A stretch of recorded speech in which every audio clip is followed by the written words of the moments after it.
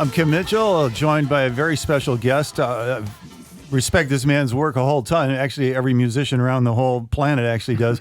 Ron Sexsmith. He's got a new album out. It's called Forever Endeavour. How you doing, Ron? I'm good. Thanks for having me. I can't believe I'm here. Oh, listen, you are sort of a critic favorite, and I've heard you get kind of frustrated about that. What frustrates you about that? Because, Well, there's no money in that. Okay. No, but it's good. It's great. It's encouraging. I mean, it's nice, especially when I started out, to have at least that, to have a leg to stand on it. People thought you were doing something that was, quality or whatever. But I certainly never set out to have a cult following, whatever. I always wanted to be like Elton John or something with all these hit records.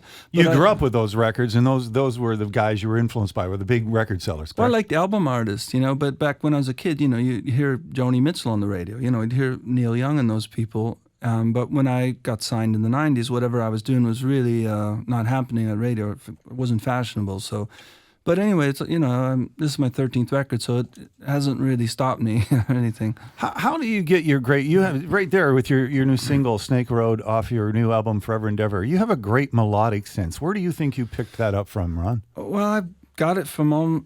Like Ray Davies was a big hero of mine. Anyone who was good with melody, you're sitting there, but I was a big fan of the stuff you guys wrote. I always thought you had great melodies, and I loved anyone that was good with melodies, whether it was Burt Bacharach or the Lennon McCartney, obviously. But Ray Davies was definitely a big influence. A lot of that English stuff that I heard when I was 15, 16. Yeah, now you also got a big nod from a couple huge guys, right? Elvis Costello, Paul McCartney, and how did those? Did they contact you? Well, Elvis was the big one because my first album came out in North America originally, and nowhere else, and it was just dying a slow death. No one was buying it or anything.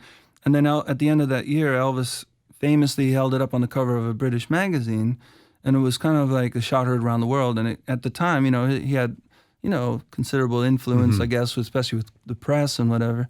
So we got it gave my record a second life. And then I found my audience overseas originally, and then it's gradually come back. But, McCartney is someone he said nice things early on. I don't know that he's followed my career since, Sure. But I did get to, in my first tour of England, I got to meet him and have breakfast with him, which is just beyond belief. Get out of here! I know, it's crazy, right? Ron Sexsmith having breakfast. Wow, wait a second. Yeah. Did you pick up the tab? No, well, no, it was at his house. Oh, it was at his house? Yeah, so... What? I know, it sounds like it's hard to talk about without gloating or something, but it was... Please do. Do you remember a group called Squeeze at all? Yes, I do, yeah. Well, I was opening, my very first tour of England was opening for Squeeze.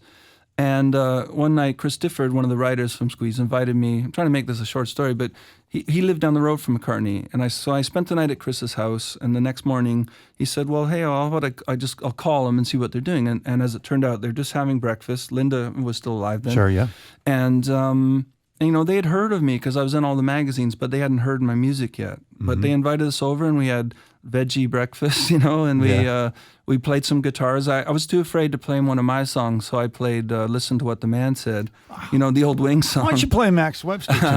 Oh, I should have. But it was amazing because at one point he broke out a guitar and started playing me a brand new song, and I'm just like, oh man, wait, I wish this was on film or something. But anyway, see, Ron, that's amazing. That would just give me man cramps for months to come. I definitely could have died. It was one of those things I certainly never expected.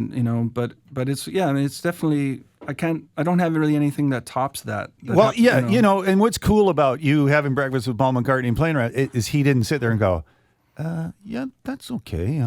It was like digging your thing. But the cool thing was at first I couldn't look at him because I was nervous, obviously. McCartney's across the table, so I was looking at the floor and looking at Linda. And Linda started talking to me about Gordon Lightfoot because she was a fan of Gordon's. And she knew I was from Canada. And I'm like, oh my God, like Gord is like, take the R away and you've got God Lightfoot, Yeah. And then McCartney said, oh yeah, he's written some good songs or whatever like this. And then I was able to kind of look at him, and then we had... we had this conversation, which was actually mostly about Wings. Sure. Most of my questions were about that.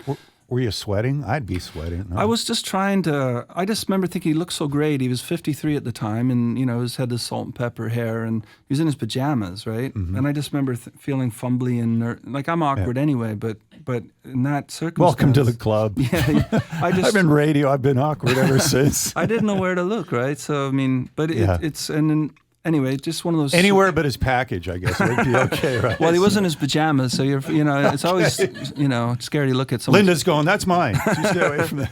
But, so that's pretty amazing. Now, you've come here to obviously let everyone know that Forever Endeavour is out today, and you'd like our classic rock listeners to know about you and your career. So we want them to pick up the record. We'll play a little more of your single in a couple seconds, Snake Road. But you also came here because you wanted to play one of my tunes. What What gives here? Well, I just, I'm such a big fan of Max Webster, and, I was in high school when you guys came out. I remember my brother brought your first album home, and I just really connected with it. And obviously, I'd love to try one of the rockier ones, but I think I should stick to something. We have acoustic guitars. Why don't we go to a commercial break and we'll come back and we'll do. But it's one of my favorite one of your songs. So. Okay, we'll do that right next, and I'm going to be joining you. Oh, that's just too much. That's like the McCartney thing all over again. Oh yeah, sure. I'm not buying that one.